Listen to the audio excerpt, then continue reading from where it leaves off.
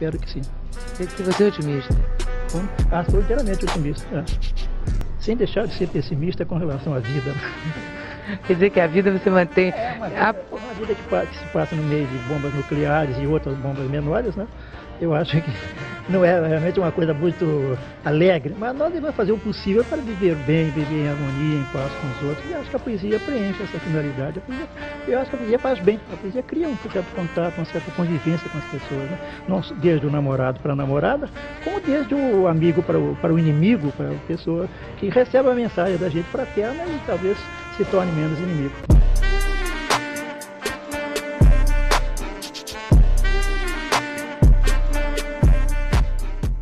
Existe alguma coisa melhor que viajar? Claro que sim! Viajar com até 50% de desconto. Com a 123milhas.com você já programa sua viagem economizando. A segunda fase do modernismo no Brasil surgiu num contexto conturbado. Após uma crise que ocorreu em Nova York, onde muitos países estavam mergulhados em uma crise econômica, social e política.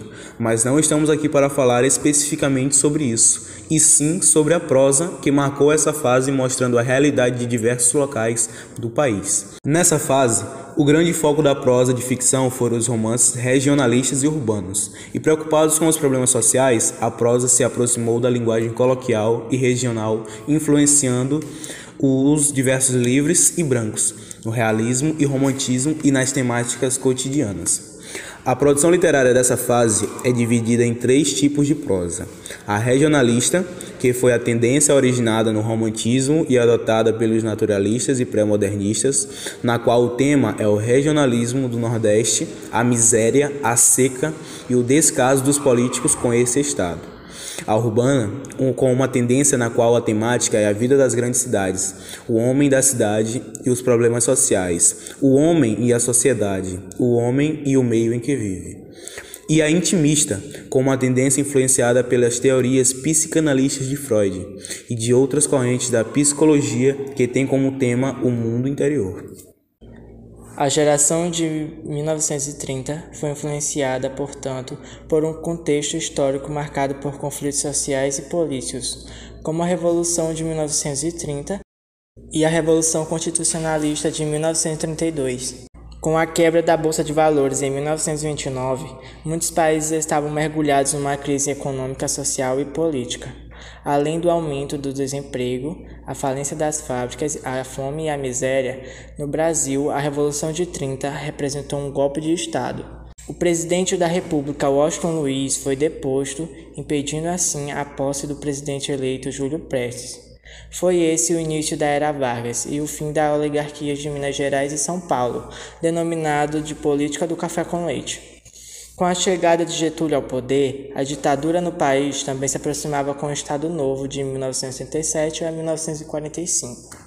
No Brasil, a República do Café com Leite, ou República Velha, estava em crise, pois a superprodução de café desestabilizou a economia e, portanto, havia muitos estoques do produto, porém sem compradores, já que o mundo estava em crise financeira. Ocorreu a Revolução de 1930 no Brasil, que Getúlio Vargas, ao governo provisório, apoiado pela burguesia industrial, começou então um incentivo à industrialização e à entrada de capital norte-americano. Houve também uma tentativa de revolução, chamada de constitucionalista, em oposição ao governo de Vargas, formada praticamente pela oligarquia cafeeira, frustrada pela política econômica do governo, a qual apoiava a industrialização. Em meio à massa descontente dos oligarquias rurais, ao temor da burguesia quando a agitação público-sociais e os contrastes, manifestações contrárias ao governo, Vargas resolveu iniciar a ditadura militar no Brasil. Em 1937, foi implantado o Governo Novo, que compreendeu o longo período anticomunista e antidemocrático no Brasil, chefiado unicamente por Getúlio Vargas, que durou até 29 de outubro de 1945, quando, debaixo de pressões, Getúlio Vargas renunciou ao cargo.